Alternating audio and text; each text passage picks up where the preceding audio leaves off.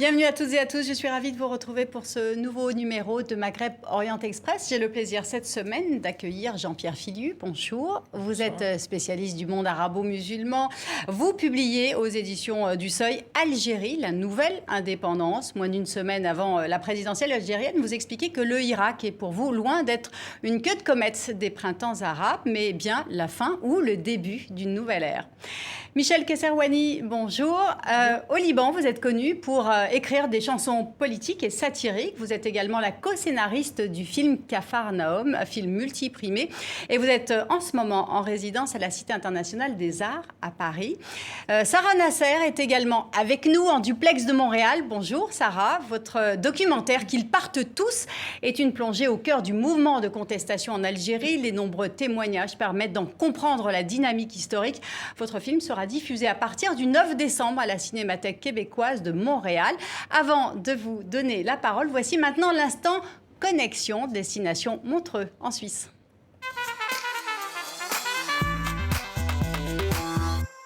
Mehdi Boussaïdan, bonjour. Vous êtes à l'affiche du 30e Montreux Comédie Festival. On dit que vous faites rire tout le Québec. Alors comment vous allez faire rire le spectateur suisse ? Ah, ben, avec les mêmes blagues, hein. Je pense que les blagues fonctionnent un peu partout. Et j'ai joué déjà 2 galas et ça s'est super bien passé. Une très belle réception du peuple suisse. Très, très chouette festival, on a beaucoup de plaisir. Puis c'est d'autant plus agréable de pouvoir partager avec d'autres humoristes un peu partout dans le monde. On n'a pas toujours la chance de se voir et donc on en apprend beaucoup pendant ce séjour. Mon père est algérien, ma mère ne le savait pas. C'est dans l'un de vos sketchs. Quelle est la somme d'un père algérien et d'une mère québécoise ? Ça donne vous, l'humoriste que vous êtes ? Non, la somme, à la base, c'est une blague donc, que j'ai inventée. Donc en fait, mes 2 parents sont algériens. Moi-même, je suis né à Alger. Donc c'est une blague que j'avais écrite pendant que j'étais à l'École nationale de l'humour et qui fonctionnait bien, que j'ai fait dans mes débuts. Puis je vois qu'elle est encore restée. Comme quoi, il faut faire attention à ce qu'on dit sur scène parce que ça peut rester plusieurs années. Alors, les Algériens du Canada manifestent chaque dimanche en écho à ce qui se passe en Algérie, donc votre pays de naissance. Est-ce que vous vous sentez concerné par ces bouleversements en cours ? J'essaie le plus possible de garder un lien avec les événements qui se passent. C'est sûr que c'est plus difficile. J'ai pu aller à Montréal assister à un événement. Mais j'envoie tout mon support au peuple algérien, puis on est tous là et tout. Et je suis très fier de ce soulèvement. Ça fait du bien de voir que le peuple se bat pour ses droits. Et j'envoie tout mon support. Donc oui, j'essaie le plus possible de rester connecté, malgré la distance et malgré les moins 40 degrés. Merci Mehdi Boussaïdan pour votre intervention sur notre plateau. Une foule d'ampleur exceptionnelle s'est réunie encore ce dernier vendredi avant la présidentielle de jeudi prochain. Qu'est-ce que les Algériens peuvent attendre de ce scrutin du 12 décembre ? Eh bien justement, ils n'en attendent rien. Ils n'essayent même pas de s'interroger pour savoir qui sera le président si mal élu jeudi prochain. Ils clament dans la rue de la manière la plus forte, la plus ferme, leur refus d'une élection qui va, ils le disent, à l'encontre de leur devoir national. Ils veulent en finir avec ces mascarades électorales. C'est une mascarade électorale, le 5e mandat de Bouteflika, qui les a jetés dans la rue en février dernier. Ils y sont retournés, toujours aussi nombreux, toujours aussi déterminés, toujours aussi pacifistes, depuis chaque vendredi. C'est le 42e vendredi, sans aucun incident à déplorer, avec toujours la même discipline collective, et aussi bien à Alger d'ailleurs que dans des dizaines de villes du pays. Donc là, le message, il est très clair, très fort. Cette élection n'a aucun sens. Alors non seulement ça n'a aucun sens, mais le mot d'ordre, d'une certaine manière, de beaucoup d'entre eux aujourd'hui, c'est de dire « nous n'irons pas voter ». C'est un scrutin qui ne sert qu'à recycler des anciens du régime. Le ministre de l'Intérieur algérien, lui, a qualifié les opposants à la présidentielle de traîtres, de mercenaires et d'homosexuels. On sent les vieux réflexes revenir au galop. On sent quand même que les autorités n'ont absolument pas pris la mesure de ce qui se passait dans la rue. C'est un problème, ce décalage. C'est le problème depuis le début de la crise. Il faut voir que c'est à chaque fois le régime, ce qu'on appelle pudiquement en Algérie les décideurs, c'est-à-dire les quelques généraux qui tiennent le pays en main. Dans l'ombre, toujours. Dans l'ombre avant, justement, avec le Hirak, avec cette contestation, ils ont été obligés de tomber le masque. Et c'est vrai que c'est pas joli ce qu'on voit. Et encore aujourd'hui, le chef d'état-major, Ahmed Gaïd Salah, s'est exprimé. C'est la première fois qu'il s'exprimait un vendredi, parce que généralement, il voulait que sa parole ne coïncide pas avec les slogans des manifestants. Il a annoncé pour jeudi prochain une fête électorale. Il a même décidé par avance que la participation serait massive. La réponse des Algériens est très simple. On ne peut pas gérer un pays comme une caserne. On respecte les généraux, on respecte l'armée, mais qu'ils fassent leur métier et qu'ils nous laissent vivre enfin libres. Et donc le Hirak va se poursuivre, mais jusqu'à quand ? La seule certitude, c'est qu'on ne sait pas combien d'Algériens, à mon avis, pas énormément, voteront jeudi prochain, mais vendredi, ils manifesteront de nouveau. Et leur détermination est entière, parce que jusqu'à aujourd'hui, Gaïd Salah, qui n'est officiellement que vice-ministre, mais qui est le vrai maître du pays, n'a accepté aucune forme de dialogue sincère.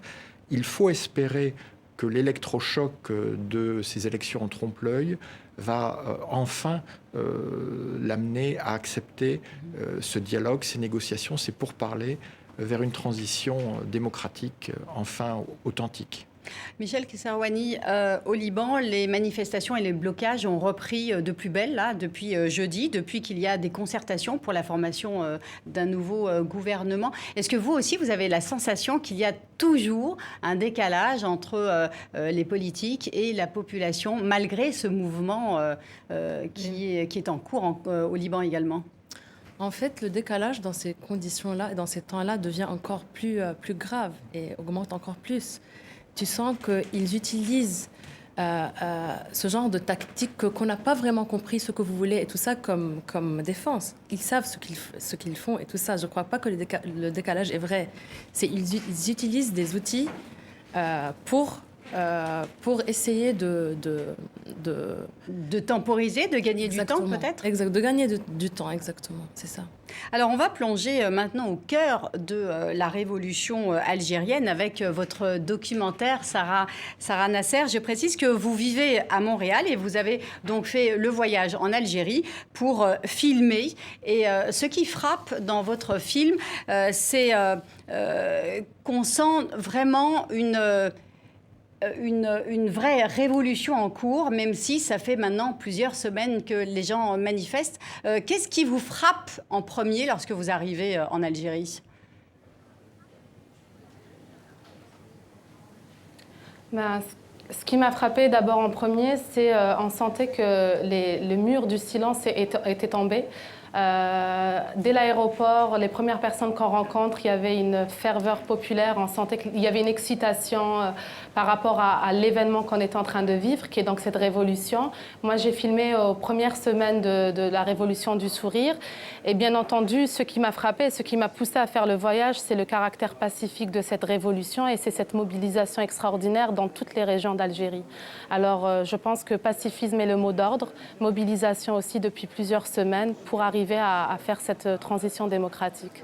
Alors, on va regarder tout de suite un extrait de votre documentaire, Qu'ils partent tous. Nous allons découvrir plus précisément El Moustache, une des personnalités algériennes qui incarnent et qui font vivre cette révolution.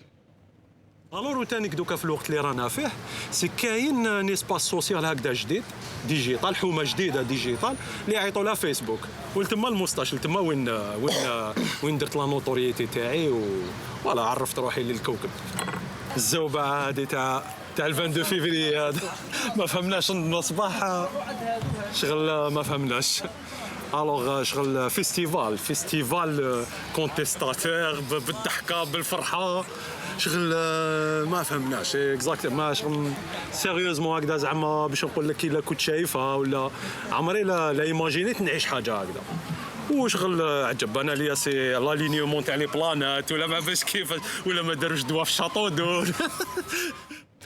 Sarah, de l'extérieur, on a souvent, longtemps pensé que ce peuple algérien était comme une espèce de masse grise, informe. Et là, tout d'un coup, avec cette révolution et avec votre film, on découvre des visages, un peuple vivant surtout. Et ils ont l'air d'être les premiers étonnés par toute cette énergie.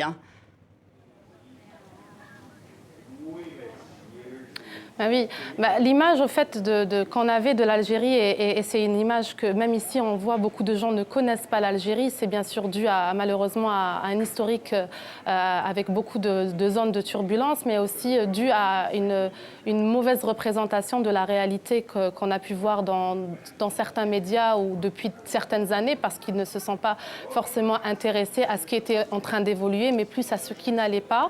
En Algérie, les gens étaient, oui, surpris du caractère aussi pacifique, parce que du jour au lendemain, parler d'une révolution aussi pacifique dans un pays qui a connu beaucoup de mouvements, beaucoup de violences, malheureusement, surtout dans les années 90, c'est quelque chose qui au départ a surpris les gens, mais en même temps, moi, personnellement, je n'étais pas surprise, parce que ça fait plusieurs années que je continue d'aller en Algérie pour mes projets, que ce soit artistiques ou cinématographiques, et j'ai vu naître quelque chose qui, pour moi, était un signe avant-coureur de cette révolution, c'est cette émergence d'une révolution culturelle qui a commencé déjà depuis quelques années, à travers notamment diverses initiatives culturelles des artistes, une recherche de l'identité algérienne, une façon de vouloir se définir, de définir cette Algérie contemporaine, parce que l'Algérie a connu tellement de basculements que les Algériens n'ont jamais vraiment eu le temps de s'asseoir et d'essayer de comprendre qui ils étaient dans toute leur diversité.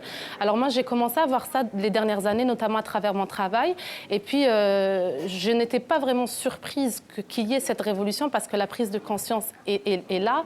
Mais par contre, oui, c'est vrai que quand elle a démarré, j'étais très heureuse, et en même temps, j'étais très contente de voir ça.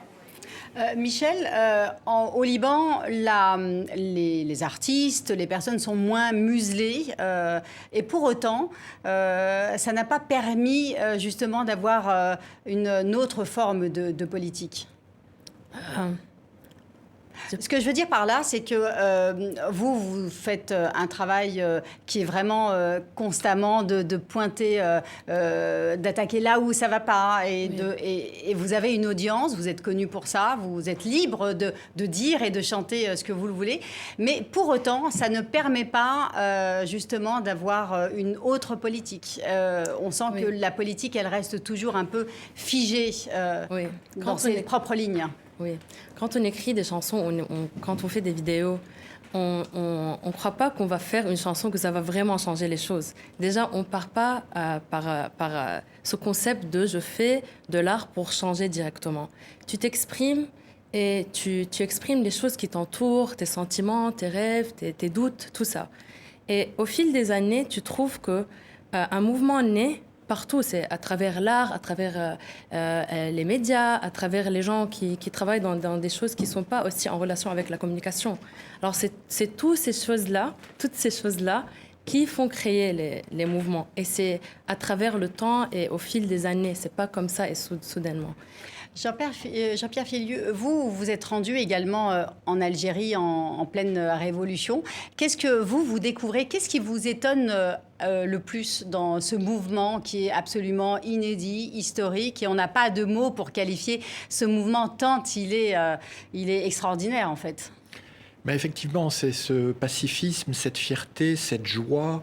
Et comme le rappelait Sarah Nasser, le fait que les Algériens se redécouvrent dans leur diversité, qu'ils ont enfin une identité heureuse, où ils acceptent d'être ceci et cela et encore autre chose, sans être obligés de choisir. Et puis, pour un historien, c'est absolument fascinant. Cette jeunesse que l'on dit dépolitisée, que l'on dit être branchée sur ses écrans, elle dévore les livres d'histoire, elle veut comprendre son histoire. On voit ça aussi au Liban, où on veut se réapproprier la mémoire après tant d'amnésie, d'amnestie au profit des seigneurs de la guerre. On a eu l'amnésie-amnistie en Algérie au sortir de la décennie noire. Mais on se rend compte que cette amnésie-amnestie n'a pas complètement couvert cette mémoire traumatique. Elle est très présente. Les jeunes y font référence en disant on ne veut pas retourner retourner dans cette décennie noire, par exemple, en référence aux années 90. Oui, évidemment, c'est une motivation formidable pour la non-violence, mais c'est aussi une volonté de connaître enfin la vérité, parce que seule la vérité peut déboucher sur la justice. Et on voit comment les jeunes Algériennes, les jeunes Algériens réhabilitent des figures de la lutte de libération nationale. Comment ils se réclament d'Amirouche, d'Aban Rabdan, de Larbi Ben Mehidi. Comment aujourd'hui, le détenu d'opinion le plus populaire en Algérie, celui qui est vraiment le symbole, c'est un ancien résistant de 86 ans, Lardar Bourrega, dont la photo est dans tous les défilés. Donc on voit comment ces jeunes, en fait, non seulement ils font pas table rase du passé, mais ils veulent revendiquer leur passé. Ils veulent enfin comprendre leur passé pour assumer une identité qui serait pacifiée comme leur mouvement est pacifique. Sarah, c'est bientôt la présidentielle. Quel est le plus gros risque pour le mouvement, pour le Hirak algérien ?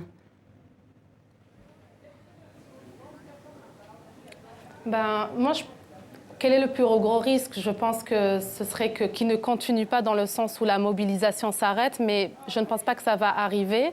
Par contre, ce serait que peut-être que le pouvoir actuellement en place continue à être déconnecté de la réalité de la rue et n'écoute pas ce que la rue demande. Ce que la rue demande, c'est pas quelque chose d'extraordinaire, elle demande juste une vraie transition démocratique. La rue n'est pas contre les élections, elle n'est pas contre le processus électoral, mais elle veut pas réduire la démocratie à un processus électoral. C'est-à-dire qu'elle est consciente qu'on arrivera un jour au vote et qu'on a besoin de voter, mais elle demande au pouvoir en place de laisser le temps de faire une réelle transition démocratique, de mettre en place une opposition, de mettre en place des vrais partis qui représentent l'Algérie telle qu'elle est aujourd'hui et telle qu'on la connaît, afin d'arriver à un réel processus électoral dans le temps, au moment où ce sera opportun.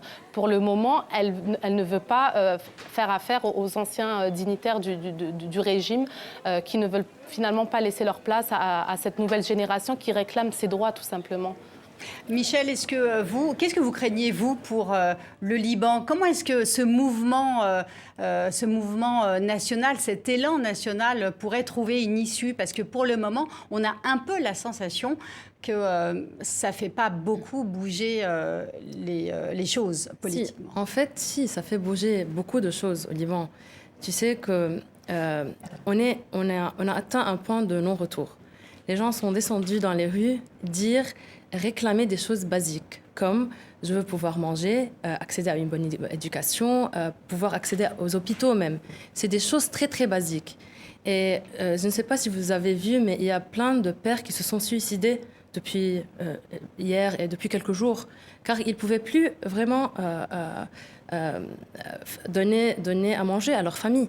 Alors, c'est très grave et les gens sont dans les rues et ils ont déjà changé beaucoup de choses comme ils n'ont pas laissé le gouvernement, comme on réclame un gouvernement transitionnel de technocrates et de professionnels. Alors, le gouvernement actuel et les politiciens actuels essayent de détourner ça et de mettre des gens de leur part dedans. Et à chaque fois qu'ils nominent un nom, on descend dans la rue, dire non. Et ça, c'est la deuxième fois, on a fait ça 2 fois. On ne les laisse pas vraiment bouger. On ne sait pas où ça va aller, mais dans tous les cas, on ne peut pas retourner en arrière. On est là, on n'a plus rien à perdre. Alors, voyons. Mais tout est positif et à long terme, tout va paraître beaucoup plus clairement. Je pense que vous partagez aussi cet optimisme, Jean-Pierre. Oui, en même temps, ce qui est fascinant à vous entendre, à entendre Sarah Nasser, à voir toutes les images qui arrivent de là-bas, c'est la formidable maturité. On a une conscience politique très claire que si jamais la pression se relâche, eh bien, le système, il se remettra en place avec quelques changements d'habillage. Donc, mais c'est formidable d'en avoir conscience, d'en avoir une conscience aussi lucide et de savoir qu'il faut maintenir la pression pacifique, déterminée et surtout une pression qui recouvre toutes les catégories de population, ce qui n'était pas évident au Liban, mais ce qui n'était pas évident en Algérie non plus. Et c'est cette unité retrouvée d'un peuple dans la rue qui permet d'ouvrir l'horizon d'une reconstruction du politique. Le processus électoral digne de ce nom qu'évoquait Sarah Nasser en Algérie, et évidemment un gouvernement de personnalités enfin professionnelles et compétentes, ce qui nous changerait beaucoup au Liban. Alors, Sarah le disait tout à l'heure, c'est une mobilisation massive mais pacifiste. Au Liban, c'est la même chose. En Algérie, au fur et à mesure que le vote approche, il y a des arrestations de personnalités publics connus, des journalistes, des humoristes. Est-ce que vous n'avez pas peur que ce pacifisme soit cassé à un moment donné par ce pouvoir qui peut-être ne va pas trouver à un moment donné une issue favorable pour elle-même, pour son... Alors il est évident que la tentation de la violence est toujours là. Elle est là au Liban, elle est là en Algérie. Mais les militantes, les militants ont parfaitement compris que c'était le piège le plus dangereux dans lequel ils pourraient tomber. Et que ce serait faire le jeu de ce régime qu'ils veulent démanteler si justement ils cédaient à ces provocations. En Algérie, on a eu non seulement les arrestations que vous évoquiez, de personnalités toutes connues pour leur engagement absolument pacifiste. J'évoquais Lardar Bourrega, 86 ans, qui est incarcéré pour atteinte au moral de l'armée. Ça veut dire que l'armée aurait peur d'un ancien résistant de 86 ans. Et Bourrega a refusé d'être libéré tant que les détenus plus jeunes que lui ne le seraient pas. Donc avec cette discipline collective, on voit comment on peut déjouer ce chantage à la violence et peut-être les provocations qui vont se dérouler. Sarah et vous, j'imagine que vous êtes toujours en contact avec vos proches en Algérie. Comment ils entrevoient le futur maintenant? Ce mouvement va continuer, mais quelle est l'issue possible pour ces personnes? Mais déjà, avec mes proches avec qui je suis en contact au quotidien, qui m'ont d'ailleurs poussé à venir faire ce documentaire, à venir vivre avec le Hirak. Avec eux, déjà, aujourd'hui, on parle de futur. Donc, alors qu'au départ, il y a quelques temps, ce n'était pas quelque chose qu'on envisageait. On était tout le temps en mode en survie dans cette Algérie. Mais aujourd'hui, on se projette dans le futur. Et donc, pour moi, ça, c'est déjà quelque chose que je peux voir à distance et qui est très positif. Ces gens-là veulent pouvoir... Ce qu'on me dit, en tout cas moi, ce que j'ai comme écho de mes amis qui sont sur place, c'est que premièrement, on ne lâchera pas, on va continuer cette mobilisation. On n'est pas arrivé à ce point pour revenir en arrière. On ne peut pas revenir en arrière d'ailleurs. Et je pense qu'aucun peuple qui se relève un jour, qui décide de prendre son destin en main, peut repartir en arrière. Néanmoins, ils sont sûrs, et ça, ce que je trouve intéressant, c'est qu'ils sont aussi conscients qu'ils ont commencé à bâtir quelque chose que peut-être eux-mêmes ne verront pas aboutir totalement. C'est-à-dire qu'il y a cette aussi notion de sacrifice par rapport à construire ce pays qu'on aime. On veut laisser aux futures générations un pays digne d'eux et digne de son histoire surtout. Alors il y a une grosse conscience de cela. Les gens se projettent dans un futur où l'Algérie pourra enfin vivre correctement. Et moi, c'est ce que je vois de toute façon à distance. Mais encore une fois, je suis à distance et je me fie aux échos de mes amis proches. Merci Sarah. Et on va tout de suite à présent passer au coup de cœur de nos invités.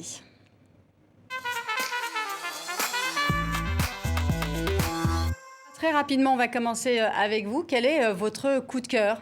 Vous avez choisi une musique. Mon coup... Ouais.